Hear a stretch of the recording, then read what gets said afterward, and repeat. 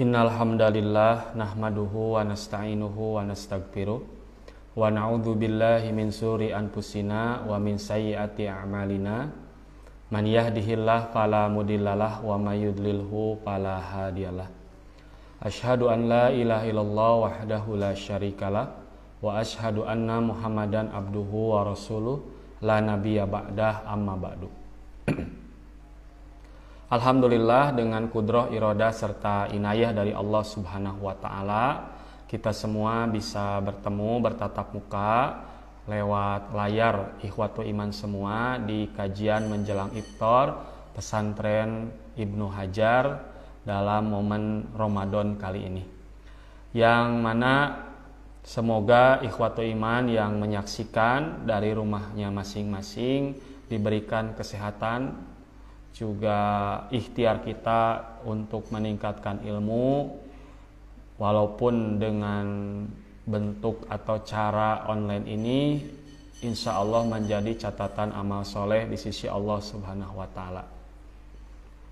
Juga kepada ikhwatul iman yang menyaksikan, jangan lupa untuk memberikan komentar, juga memberikan atau like dan men-share atau membagikan link video ini agar teman-teman atau ikhwatul iman yang lain bisa merasakan manfaatnya. Nah, insya Allah pada sore kali ini untuk menunggu waktu iftar atau berbuka, mari kita membahas mengenai amalan-amalan hati, yaitu berkenaan dengan tawakal. Nah, kita tahu bahwa kita sering mendengar kata tawakal ini. Misalkan ada seseorang yang menasehati kita, ya sudah, kalau kamu sudah berjuang, kita tawakal saja kepada Allah. Nah, seolah-olah kata itu bermakna bahwa tawakal itu berserah diri dalam arti pasrah, tidak melakukan apa-apa. Makanya misalkan ada seseorang, anak sekolah, besoknya ujian, tapi malamnya malah main game. Ditanya, dia menjawab, ya saya besok tawakal kepada Allah. Atau ada seseorang pria, katakanlah jomblo, mau menikah, terus ditanya, apa nafkah atau dari mana nafkah kamu nanti? Ya sudah, saya mah tawakal saja. Nah, maka jawaban-jawaban itu sejatinya justru merendahkan makna dari tawakal itu sendiri. Padahal tawakal ini merupakan salah satu amalan hati atau sifat seorang muslim yang harus senantiasa melekat dalam kehidupan kita. Nah, pertama, sebelum memasuki pembahasan lebih dalam, marilah kita simak terlebih dahulu di antara ayat-ayat yang menjelaskan mengenai tawakal, yaitu di antaranya di surah At-Tolaq, surah ke-65 ayat 2 dan 3. A'udzubillahi minasyaitonirrajim. Wa may yattaqillah, dan barang siapa yang bertakwa kepada Allah, yaj'al lahu makhrajan, maka Allah akan berikan bagi dirinya makhrajan, jalan keluar. Nah, ini luar biasa sekali hadirin ikhwatul iman rahimakumullah, bagaimana kasih sayang Allah subhanahu wa ta'ala kepada kita, yaitu Allah akan memberikan makhrajan, jalan keluar selama kita bertakwa kepadanya. Nah, dan di antara jalan takwa itu yaitu dengan saum, ya. Nah, tetapi tentu kita bertanya, kok bisa menahan lapar, menahan haus, menahan syahwat bisa jadi takwa? Oh, ternyata saum itu bukan hanya sekedar itu, tapi saum itu adalah terdiri dari dua dimensi, yaitu batiniah dan lahiriah, fisik dan non-fisik. Ketika seseorang saum, artinya dia bukan hanya sekedar menahan fisik atau berkaitan dengan fisik, yaitu lapar, haus, dan menahan syahwat. Tapi dia juga harus menahan diri dari melakukan maksiat kepada Allah subhanahu wa ta'ala. Untuk itulah kenapa Imam Al-Ghazali menyebutkan bahwa as-saumu rub'ul iman. Saum itu 1/4 dari iman. Kenapa? Karena saum itu nisfus sobri, setengah dari kesabaran, dan sabar itu nisful iman, setengah dari keimanan. Dan sabar itu artinya al-man'u, menahan. Begitu pula dengan saum, artinya al-man'u, menahan, atau di definisi lain yaitu at-tarku, meninggalkan.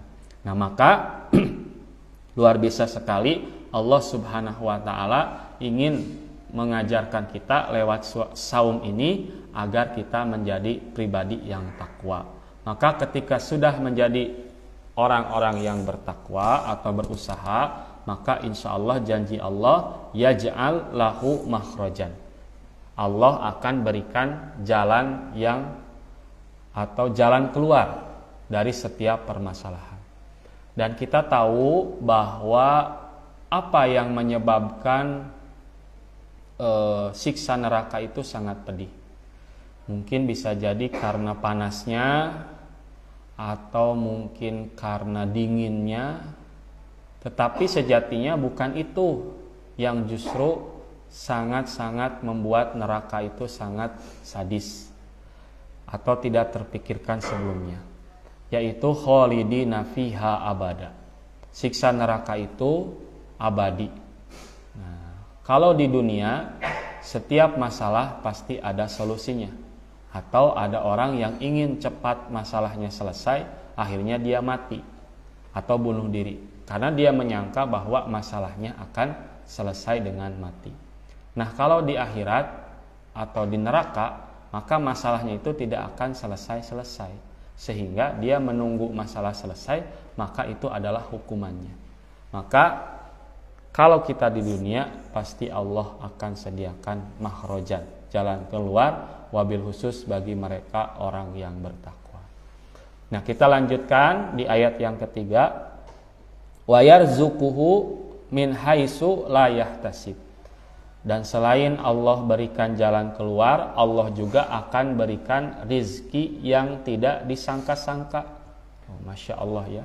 Mungkin ibu dan bapak atau ikhwatu iman semua pernah merasakan situasi di mana hidup itu sangat-sangat pedih.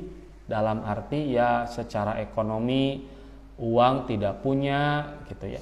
Kalau mau pinjam ke siapa, atau ada kesedihan dan lain sebagainya, atau ketika ingin kuliah bingung mau bayar dari mana, ketika sudah kuliah SPP-nya dari mana. Tapi bapak atau ibu atau ikhwatu iman berusaha untuk menghindarkan diri dari maksiat, walaupun tawaran dari pinjol gitu ya, tiap buka YouTube selalu ada dan aksesnya sangat mudah, tinggal selfie KTP langsung cair.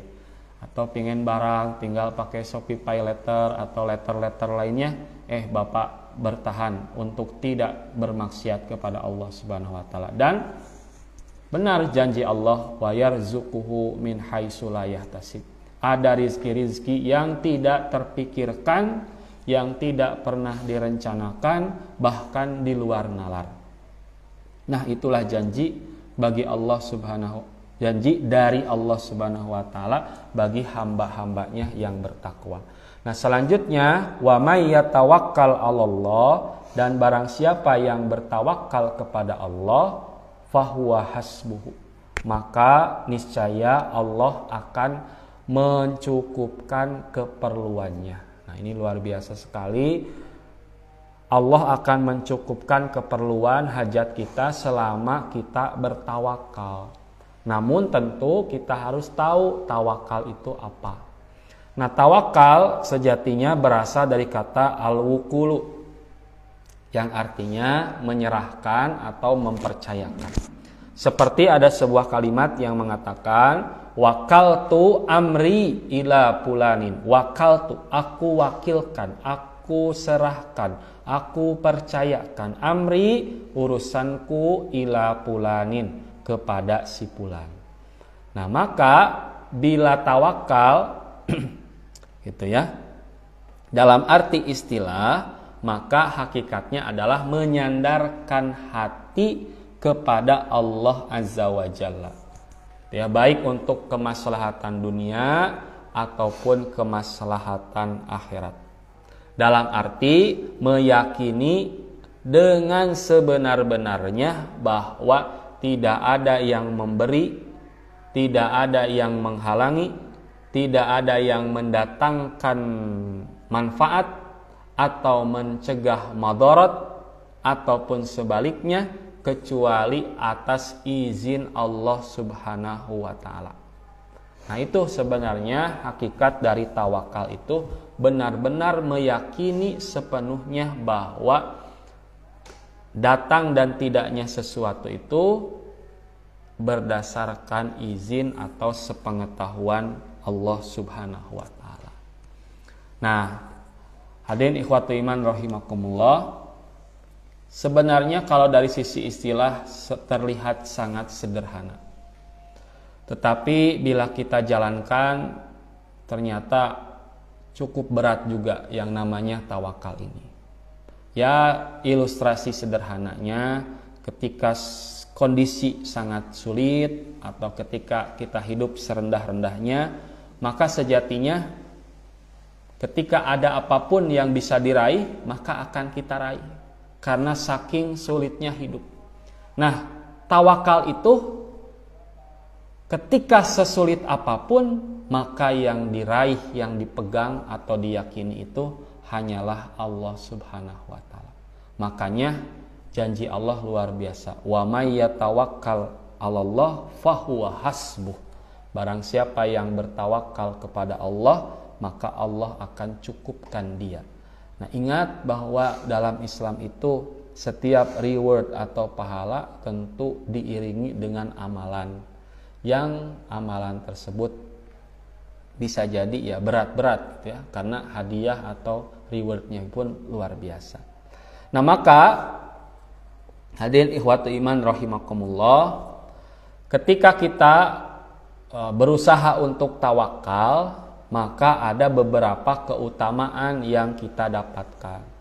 Yang pertama, tawakal itu menjadi asbab, menjadi sebab diperolehnya rizki. Sebagaimana firman Allah Subhanahu wa taala tadi di surah At-Talaq ayat ketiga. Wa may yatawakkal 'alallah fahuwa hasbuhu. Dan barang siapa yang bertawakal kepada Allah, niscaya Allah akan mencukupkan keperluannya. Nah, ini yang pertama, ketika kita bertawakal kepada Allah, maka Allah akan mencukupkan kebutuhan atau keperluan kita. Nah, kemudian yang kedua, gitu ya. Nabi SAW itu yang kedua itu keutamaannya adalah, kalau tadi sebab didatangkannya rizki, kalau yang kedua itu orang yang bertawakal itu akan diberikan kecukupan. Nah, sebagaimana Nabi SAW pernah membaca surah At-Talaq ayat ketiga kepada sahabat Abu Dzar Al-Ghifari. Lalu beliau bersabda kepada Abu Dzar, "Lau anna nasa kulluhum," seandainya semua manusia mengambil nasihat ini, lakafathum, itu sudah akan mencukupi mereka. Yaitu apa? Yang pertama yang tadi, wa may yattaqillah yaj'al lahu makhraja wa yarzuquhu min haitsu la yahtasib, yaitu bertakwa. Kemudian yang kedua, wa may yatawakkal, yaitu bertawakal. Maka dengan takwa dan tawakal sungguh Allah akan mencukupi urusan dunia dan agama mereka. Nah, itu ya, ada nasihat luar biasa dari Allahu Yarham Ustadz Usman Solehuddin. Nah, sejatinya Allah akan memberikan rizki, memberikan kecukupan kepada siapa? Kepada mereka yang bergerak, kepada mereka yang aktif, kepada mereka yang bekerja, beramal. Bagaimana Allah akan memberikan jalan keluar, memberikan rizki, memberikan kecukupan pada mereka yang tidak bergerak, pada mereka yang cicing, yang tidak mau aksi. Nah, artinya Islam itu agama yang mengajarkan pemeluknya untuk senantiasa produktif. Jadi jangan sampai juga kita menyalahkan orang-orang non-muslim. Kenapa ekonomi kita sekarang direbut oleh orang-orang kafir? Kenapa media kita direbut oleh orang-orang kafir? Maka jawabannya bisa jadi adalah karena kesalahan kita sendiri, yaitu diri kita yang malas. Salat subuh, setelah salat subuh ternyata malah tidur lagi. Orang lain, orang kafir jam 3 sudah ke pasar, jam setengah 6 sudah hitung uang. Nah, kita jam 7 malah baru mengusap lendir yang ada di pipi kita, gitu ya. Maka sejatinya kata Nabi apa? Lau anna nasa kulluhum akhadhu biha lakafathum. Seandainya semua manusia mengambil nasihat ini, bertakwa dan bertawakal kepada Allah, lakafathum, maka sungguh itu sudah mencukupi mereka. Kemudian hadirin ikhwatu iman rahimakumullah,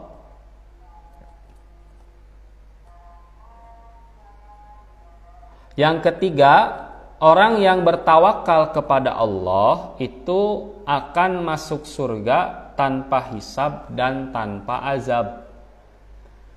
Yaitu sebuah hadis yang menjadi landasannya dari sahabat Ibnu Abbas, Rasulullah Shallallahu Alaihi Wasallam bersabda, Yadkhulu al-jannata min ummati, 70.000 orang dari umatku, ya, yadkhulul jannata akan masuk surga min ummati dari umatku, sab'una alfan, 70.000 orang, bi ghairi hisabin, tanpa hisab. Siapa? Humul ladzina la yastarquna, yaitu mereka adalah orang-orang yang tidak minta diruqyah. Nah, dalam arti dijampi-jampi. Wala yatatayyaruna, dan tidak beranggapan sial. Tiaroh itu dari kata toirun, ya, burung. Nah, orang Arab dulu ketika mereka hendak berpergian, mereka itu melepaskan burung. Nah, mungkin burung merpati atau burung apa itu, ya. Nah, bila burung itu terbang ke arah kiri, maka mereka tidak jadi berangkat, karena dianggapnya hari itu akan sial. Atau kalau terbangnya ke kanan, maka mereka akan melanjutkan perjalanan karena dianggap hari itu akan menjadi hari yang baik. Nah, maka tiaroh ini merupakan salah satu kemusyrikan kepada Allah Subhanahu wa taala. Ya, kalau sekarang mungkin dengan mimpi, ya, malam mimpi buang hajat, oh sekarang cenah bakal sial. Ada mimpi misalkan ditimbun tanah, oh misalkan hari ini saya tidak akan keluar takut gempa dan lain sebagainya. Nah, kemudian orang yang akan masuk surga tanpa hisab itu wa ala rabbihim yatawakkaluna, yaitu mereka yang selalu bertawakal kepada Rabb-nya. Nah, artinya hadirin ikhwatu iman rahimakumullah, tawakal ini bukanlah amalan-amalan yang sederhana, tetapi balasannya luar biasa, yaitu Allah akan mencukupkan kita dan Allah akan memasukkan hambanya ke dalam surga tanpa hisab selama dia bertawakal kepada Allah Subhanahu wa taala. Nah, maka bagaimana cara kita merealisasikan yang namanya tawakal? Gitu ya. Nah, maka dalam merealisasikan gitu ya, mengejawantahkan, mengaplikasikan tawakal, maka kita tidak boleh menafikan, tidak boleh melupakan, tidak boleh membiarkan, menyimpan yang namanya usaha. Gitu ya. Sebab gitu ya, tetap berlaku yang namanya sunnatullah. Apa itu sunnatullah? Ketetapan Allah yang mesti dijalankan. Nah, seperti ada anak sekolah yang tadi ya, waktunya ujian seminggu lagi tapi malah main game. Ya, secara sunnatullah pasti dia tidak akan bisa menjawab pertanyaan-pertanyaan yang ada di kertas soal tersebut. Sebaliknya orang yang menyiapkan diri, dia belajar gitu ya, habis-habisan bertanya kepada yang lebih paham gitu ya, maka secara sunnatullah dia pasti bisa menjawab pertanyaan. Nah, maka di mana kalau begitu untuk apa kita tawakal? Nah, disinilah peran kita gitu ya, yaitu dalam usaha ini harus disertai dengan bertawakal. Yang tadi bahwa tidak ada yang dapat mendatangkan kebaikan kecuali atas izin Allah, dan tidak ada yang mendatangkan kemadorotan kecuali atas izin Allah. Kita mendapatkan hasil baik dari ujian, nah sejatinya itu bukan hasil kita, tapi itu atas izin Allah. Dan ketika kita mendapatkan keburukan, maka itu bukan sejatinya karena Allah, tapi karena tangan-tangan kita sendiri. Nah, maka gitu ya, dalam bertawakal itu harus memenuhi dua unsur. Yang pertama, bersandarnya hati kepada Allah Subhanahu wa taala. Yang kedua, melakukan usaha atau ada yang namanya ikhtiar.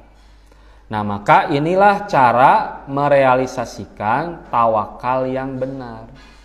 Jadi tidak seperti anggapan, tidak seperti sangkaan orang-orang bahwa tawakal itu adalah hanya sekedar menyandarkan hati kepada Allah tanpa ada usaha atau tidak melakukan usaha dengan maksimal. Nah, maka yang bisa kita pahami dari tawakal ini adalah hakikatnya kita harus tetap berusaha semaksimal mungkin, sekuat tenaga dalam menjalankan aktivitas. Tetapi tetap kita harus menyandarkan hati kita kepada Allah. Jadi tidak hanya cukup menyandarkan hati tanpa disertai usaha. Nah, kemudian selanjutnya ketika kita berusaha gitu ya, dengan maksimal, maka sejatinya kita sudah melakukan sebab, dan itu adalah sebagai bentuk ketaatan kepada Allah. Nah, jadi kita melakukan pekerjaan atau melakukan sesuatu itu adalah bentuk ketaatan kepada Allah, sedangkan hati yang bersandar kepada Allah adalah bentuk keimanan. Nah, artinya ketika nanti kita bertawakal kepada Allah, hasil apapun yang kita dapat setelah usaha kita kembalikan kepada Allah. Bila usahanya maksimal dalam arti baik, maka sejatinya itu atas izin Allah, maka tidak ada sifat takabur dalam diri kita. Dan bila hasilnya negatif, maka tetap kepada janji Allah, wa may yatawakkal 'alallah fahuwa hasbuhu. Bisa jadi jalannya bukan dari sini, dari tadi min haitsu la yahtasib, dari arah yang tidak disangka-sangka. Nah, hadirin ikhwatu iman rahimakumullah. Nah, kemudian di sini ditekankan bahwa tawakal itu harus dengan usaha. Nah, artinya orang yang bertawakal tidak mesti meninggalkan usaha atau ikhtiar, namun tetap berusaha dengan maksimal. Nah, dalam sebuah hadis Rasulullah SAW bersabda, gitu ya, laul annakum tatawakkaluna 'alallah, seandainya kalian betul-betul bertawakal kepada Allah, haqqa tawakkulihi, gitu ya, benar-benar tawakalnya itu luar biasa. La razaqakum, sungguh Allah akan memberikan kalian rizki, kama yarzuqut tayra, sebagaimana burung mendapatkan rizki. Tagdu khimason, burung tersebut pergi pada pagi hari dalam keadaan lapar, wataruhu bitonan, dan kembali sore harinya dalam keadaan kenyang. Nah, maka luar biasa Rasulullah SAW memberikan ilustrasi. Nah, hakikatnya tawakal itu, gitu ya, atau Allah mencukupkan diri kita setelah kita tawakal, yaitu tawakal disertai usaha yang maksimal. Sebagaimana tadi burung, dia pergi dari sarangnya dalam keadaan lapar dan pulang dalam keadaan kenyang, bahkan membawa makanan untuk anak-anaknya. Nah, begitupun kita.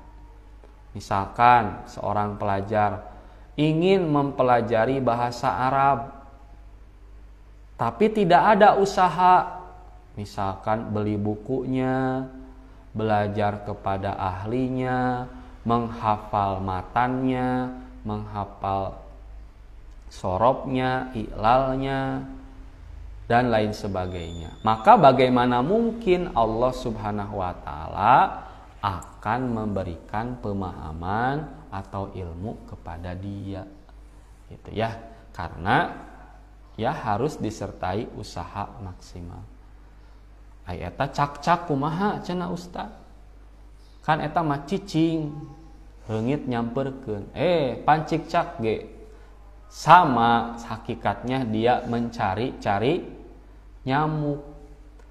Nah, tapi cicak mempunyai organ tubuh yaitu lidah yang panjang, sehingga tidak mesti dia mendatangi nyamuk secara langsung, tapi dengan lidahnya yang panjang. Nah, maka tetap sejatinya ku ngaluarkeun letah teh, eta teh ikhtiar. Jadi teu cicing calawak gitunya langsung datang hap gitu, tidak. Tapi dengan menjulurkan lidahnya, dengan hapnya, itu pun bagian dari ikhtiar kalau kita berkaca kepada cicak. Nah, maka malulah kita kepada hewan-hewan gitu ya, yang mereka asruk-asrukan gitu ya, rela bertarung demi sebuah makanan. Nah, apalagi kita seorang manusia, apalagi yang sehat, harus benar-benar berusaha secara maksimal. Nah, maka Imam Al-Munawi menjelaskan, burung tadi ya pergi pada pagi hari dalam keadaan lapar dan kembali sore hari ketika kenyang. Nah, beliau menjelaskan ikhtiar itu bukanlah yang memberi rizki. Nah, jadi sanes ikhtiarna gitu. Tetapi yang memberi rizki adalah Allah Ta'ala. Nah, hal ini sekali lagi menunjukkan bahwa tawakal itu harus meninggalkan, tidak harus meninggalkan usaha, harus disertai usaha. Nah, maka para ulama menjelaskan bahwa hadis ini bukanlah dalil untuk duduk-duduk santai. Kayak aya rezekina. Nah, juga kita saum, nanti juga ada rizkinya. Nah, justru hadis ini merupakan dalil yang memerintahkan untuk mencari rizki, sebagaimana burung yang pergi di pagi hari dan pulang di sore hari. Nah, dia bukan jalan-jalan ya, tapi mencari rizki, mencari makanannya. Nah, begitupun kita. Nah, bahkan Imam Ahmad pernah ditanya mengenai seseorang yang kerjaannya hanya duduk di rumah. Nah, mungkin dia introvert ya. Cicing di kamar. Ke rumah aya wifi, aya TV, aya kulkas, aya AC, raos di kamar. Cicing gitunya, diam di kamar. Atau dia diam di masjid. Nah, duka masjid gogoleran, gitu. Atau mungkin beribadah. Maka orang tersebut pun berkata ketika ditanya atau di wawancara, kenapa gitu ya diam wae di kamar atau di masjid? Ya, saya tidak mengerjakan apa-apa karena rizkiku pasti akan datang sendiri. Nah, maka Imam Ahmad mengatakan kepada orang itu, orang ini sungguh apa? Bodoh. Luar biasa ya. Bodoh kita nyebutkan lagi. Sebab Nabi SAW bersabda, Innallaha ja'ala rizki tahta dhilli rumhi. Allah menjadikan rizkiku di bawah bayangan tombakku. Nah, artinya apa? Tombak itu kan simbol atau alat untuk berburu. Nah, artinya tidak mungkin dapat makanan kalau tidak berburu terlebih dahulu. Nah, ini cicing di masjid. Nah, nya ge aya anu mere teh karunyaeun gitu. Nah, padahal hakikatnya dia harus berusaha walaupun usahanya cicing, cicing teh usaha gitu nya. Tapi sejatinya bukan seperti itu. Harus bergerak. Silahkan manfaatkan teknologi, manfaatkan fasilitas gitu ya. Jangan sampai berdiam diri. Era atau isinnya kumanuk. Kemudian gitu ya. Dalam ayat lain juga dijelaskan bahwa kita tidak boleh meninggalkan usaha. Sebagaimana dalam surah Al-Anfal ayat 60. Wa'idul lahum mastata'tum min quwwah. Dan siapkanlah untuk menghadapi mereka kekuatan apa saja yang kamu sanggupi, wa min ribatil khaili, dan dari kuda-kuda yang ditambat untuk perang. Nah, Nabi juga walaupun beliau Nabi, doanya diijabah gitu. Tapi urusan perang beliau bersiap-siap, mengatur strategi gitu ya. Bahkan juga menyiapkan perangkat peperangan yang luar biasa, mulai dari kendaraannya, mulai dari pasukannya gitu ya, mulai pemilihan panglimanya. Nah, kalau tawakal itu berarti menyerahkan atau menyandarkan kepada Allah tanpa usaha, maka tentu Nabi pun tidak akan mempersiapkan untuk peperangan. Gitu ya. Kemudian juga di surah Al-Jumu'ah sudah sangat jelas sekali. Fa idza qudiyatis shalah, apabila telah ditunaikan salat, fantashiru fil ardi, maka bertebaranlah kamu di muka bumi. Wabdagu min fadlillah, dan carilah karunia Allah. Sok teu manggih di dieu di RT pindah di saRW. Teu manggih saRW-eun sugan sadesaeun. Teu manggih keneh sugan atuh sakecamatan. Teu manggih keneh sugan atuh sakabupaten, sampai kepada di luar negara. Oh, di luar negara ge teu manggih keneh sugan atuh keluar angkasa. Nah, intinya fantasyiru fil ardi. Bertebaranlah kamu di muka bumi. Nah, bumi Allah itu sangat luas gitu ya. Insya Allah pasti ada rizkinya. Nah, kemudian gitu ya, yang selanjutnya tadi disebutkan bahwa tawakal itu bukan hanya bersandar kepada Allah Subhanahu wa taala, tapi juga berusaha. Jadi tetap kita jangan sampai meninggalkan usaha, ya, meninggalkan sebab, gitu ya. Seperti kita minum air zam-zam, gitu ya. Memang bisa menyembuhkan penyakit. Nah, karena ada dalilnya misalkan, atau ada penelitiannya. Tetapi tetap yang menyembuhkan dan yang memberikan manfaat itu hakikatnya Allah Subhanahu wa taala gitu. Terus seperti tadi, dengan belajar giat maka seseorang akan berhasil dalam ujian.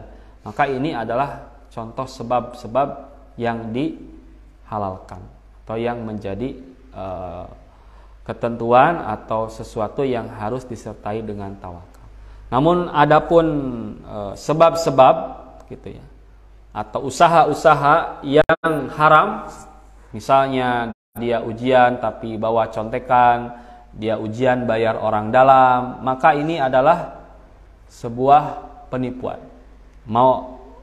Walaupun dia menyandarkan hati kepada Allah Subhanahu wa taala, tapi disertai dengan usaha yang haram, maka sejatinya itu adalah bentuk kesalahan yang luar biasa. Sebab man gossa falaisa minni, kata Nabi, barang siapa yang menipu maka dia bukan termasuk golongan. Begitupun orang yang korupsi gitu ya. Sama, mereka pun tidak disebut bertawakal walaupun ada usaha yang maksimal. Ya, sebab orang yang korupsi juga mereka jihad dalam arti bahasa, gitu ya, bersungguh-sungguh menyembunyikan, gitu ya, masalah kasusnya, bersungguh-sungguh mengumpulkan uang untuk membayar menyuap orang-orang yang dianggap berpotensi membuka kasusnya, gitu ya. Maka Nabi SAW memperingatkan, manis ta'malnahu ala amalin, siapa saja yang kami pekerjakan, gitu ya, farozaknahu, lalu telah kami beri gaji, gitu ya, telah beri kami gaji, beli ya upah, fama akhadha ba'da dzalika, maka barang siapa yang mengambil, gitu ya, setelah itu atau di luar gaji, di luar ketentuan, tanpa izin yang punya, fahuwa gululun, maka harta itu berstatus gulul. Apa gulul? Korupsi. Nah, gitu ya. Kemudian selanjutnya, hadirin ikhwatu iman rahimakumullah, setelah kita berusaha secara maksimal, maka kriteria yang kedua adalah menyandarkan hati kepada Allah Subhanahu wa taala dan bukan kepada sebab. Lamun ayeuna urang dagang bikin misalkan es krim, pasti diga mixu cenah. Cabangna di mana-mana. Nah, maka jangan berfokus bersandar kepada sebab, tetapi hati kita harus tenang dan menyandarkan hati kepada Allah Subhanahu wa taala. Sebab ketika kita bertawakal, menyandarkan diri kepada Allah setelah usaha maksimal, sebagaimana tidak dijelaskan, kalau berhasil, maka keberhasilan itu kita sandarkannya kepada Allah. Tidak ada rasa takabur. Akhirnya menjadi syukur, la in syakartum la azidanakum, ditambah oleh Allah. Sebaliknya ketika gagal, maka itu adalah dari diri kita. Jadi evaluasi, kedepannya lebih baik lagi, dan tidak merasa kecewa, gitu ya, karena itu adalah bagian dari pelajaran hidup, gitu ya. Maka Nabi SAW bersabda, man ta'allaqa syai'an ukila ilaihi. Barang siapa menggantungkan diri pada sesuatu, niscaya Allah akan menjadikan dia selalu bergantung pada barang tersebut. Nah, gitu ya. Gaji 1 juta, cenah ke gajian 1 juta, cukuplah sakieu. Terus mengandalkan gaji itu, maka orang tersebut akan Allah gantungkan kepada sesuatu, kepada gaji itu. Nah, emang kita bekerja terus dapat gaji, gitu ya. Tetapi tetap ketika kita tidak dapat gaji, Nah, itu ya. Mungkin ini adalah kesalahan kita, atau ada hal yang harus diperbaiki. Tapi ketika kita menerima rizki tersebut, nah, kita yakin bahwa rizki ini bukan hanya ini, dan rizki Allah itu banyak gitu ya, bukan hanya dari jalan gaji saja gitu. Kemudian selanjutnya, seberapapun sebab atau usaha yang dilakukan, sejatinya takdir itu ada di tangan Allah Subhanahu wa ta'ala. Sebagaimana Nabi SAW bersabda, kataballahu maqadiral khalaik, Allah telah mencatat takdir setiap makhluk qabla an yakhluqa, sebelum diciptakannya, as-samawati wal ard, langit dan bumi, bi khamsina alfassanah, 50.000 tahun. Jadi 50.000 tahun sebelum diciptakannya langit dan bumi, kataballah maqadiral khalaik, Allah telah mencatat takdir setiap makhluk. Nah, itu ya. Maka dengan beriman kepada takdir, dengan bertawakal kepada Allah, sejatinya bukan kita pasrah berdiam diri gitu ya, tetapi iman kepada takdir dan tawakal itu adalah ridho dengan segala cobaan, dan yakin bahwa setiap yang Allah kehendaki pasti terjadi, dan ketika sesuatu yang tidak Allah kehendaki pasti tidak akan terjadi. Maka terakhir dari penjelasan yang kita bahas mengenai tawakal, maka harus ada beberapa tawakal yang kita hindari. Ya. Pertama, jangan sampai kita hanya menyandarkan hati kepada Allah, namun tidak melakukan usaha dan mencari sebab-sebabnya. Nah, gitu ya. Hal ini bisa jadi mencela sunatullah. Kedua, jangan sampai kita melakukan usaha namun tidak menyandarkan diri kepada Allah dan menyandarkan diri pada sebab. Maka ini bisa jadi termasuk syirik kecil, gitu ya. Atau misalkan bahkan syirik akbar seperti memakai jimat, gitu ya, atau memakai rajah dan lain sebagainya. Yang ketiga, jangan pula hatinya disandarkan kepada Allah tapi usaha dan sebabnya itu hal haram. Maka itu juga dilarang. Seperti tadi korupsi, mencontek juga tidak boleh. Kemudian yang keempat, jangan sampai kita menyandarkan diri kepada Allah tapi di satu sisi meyakini bahwa sebab akibat itu berdasarkan kekuatan sendiri dan kesalahan itu berdasarkan atau datangnya dari Allah Subhanahu wa ta'ala. Gitu ya. Maka hal tersebut adalah bagian dari syirik akbar.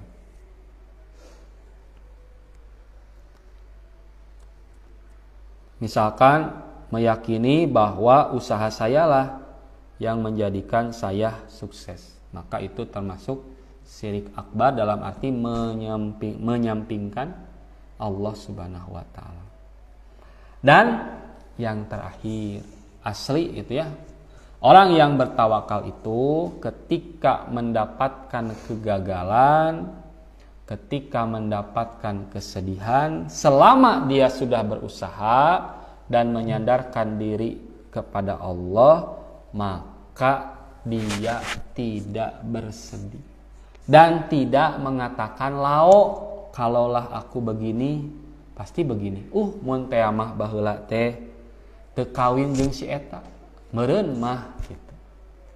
Dan banyak lauk yang lain. Gitu ya. Maka Rasulullah SAW bersabda, al-mu'minul qawiyyu, mukmin yang kuat, khairun lebih baik, wa ahabbu ilallah, dan lebih dicintai oleh Allah, minal mu'mini dha'ifi, dari mukmin yang lemah.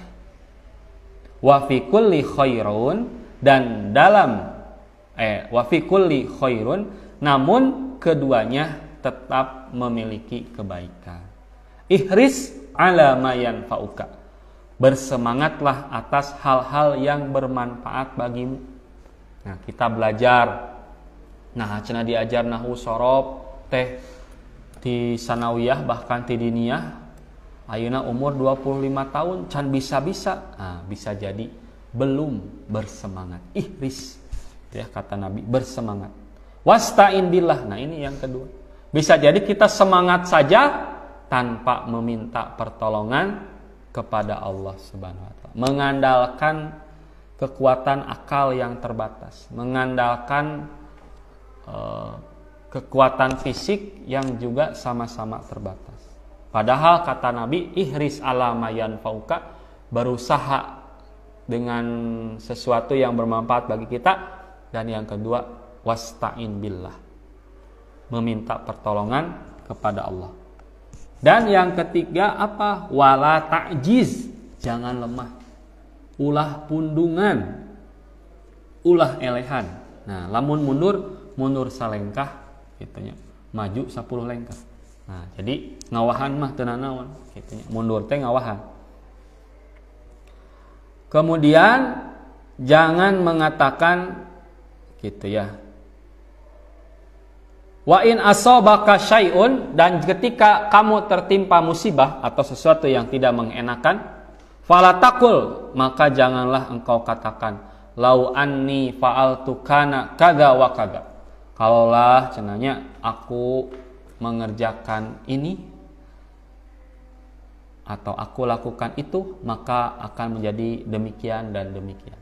Mun teh mah baheula teh sakola teh ka sakola anu, meureun ayeuna teh jadi naon gitunya, moal jadi pinjol, moal nginjem ka pinjol, moal jadi ojol. Nah, itu ya, artinya dia terus-menerus meratapi masa lalunya. Tetapi ketika ada musibah, justru katakanlah qadarullahi wa masya'a. Ini sudah jadi takdir Allah. Fa inna lau taftahu amala syaiton. Karena perkataan lao seandainya dapat membuka pintu setan. Nah, ya. Ieu mah ditutup malah dibuka gitu ya. Maka hadirin ikhwatul iman rahimakumullah, tawakal ini begitu luar biasa, yaitu yang pertama menjadi asbab datangnya rizki, yang kedua Allah cukupkan rizki, dan yang ketiga Allah akan masukkan hamba-hambanya ke dalam surga tanpa hisab. Siapa di antara kriterianya atau apa kriterianya? Yaitu orang yang bertawakal. Tawakal itu apa? Yaitu menyandarkan diri kepada Allah Subhanahu wa taala disertai usaha maksimal. Yaitu yang pertama, menyandarkan diri ini artinya meyakini bahwa tidak ada yang mendatangkan manfaat atau madarat kecuali atas izin Allah Subhanahu wa taala. Kemudian yang kedua, tidaklah datangnya manfaat kecuali datangnya dari Allah, bukan sebab usaha kita. Kemudian juga tawakal ini bukan berarti menyandarkan diri kepada Allah tapi menggunakan usaha yang haram. Nah, maka prinsipnya tadi dua, ada usaha maksimal, yang kedua menyandarkan hati kepada Allah Subhanahu wa taala. Nah, semoga kita semua termasuk hamba-hamba Allah yang bertawakal gitu ya, dan kita mendapatkan janjinya, yaitu wa may yatawakkal 'alallah fahuwa hasbuhu. Barang siapa yang bertawakal kepada Allah, niscaya Allah akan mencukupkan keperluannya. Demikian kuliah menjelang iftar pada sore hari ini. Insya Allah kita bertemu di kesempatan selanjutnya. Semoga dalam keadaan sehat walafiat. Mohon maaf atas segala kekurangan. Terima kasih atas segala perhatiannya. Sekali lagi jangan lupa untuk memberikan komentar dan share atau membagikan link video ini agar bisa menyebar manfaatnya. Kemudian juga jangan lupa untuk di like atau berikan tanda jempol di postingan atau di video ini. Semoga apa yang ikhwatul iman keluarkan, baik kuota, waktu dan lain sebagainya, dicatat di sisi Allah sebagai amalan sholihan, dan Allah menggantinya dengan ganti yang banyak dan yang lebih baik. Amin ya rabbal alamin. Demikian akhirul kalam. Rabbana la tuzigh qulubana ba'da id hadaitana wa hab lana min ladunka rahmah innaka antal wahhab. Aqulu qouli hadza wastaghfirullah li wa lakum. Wassalamualaikum warahmatullahi wabarakatuh.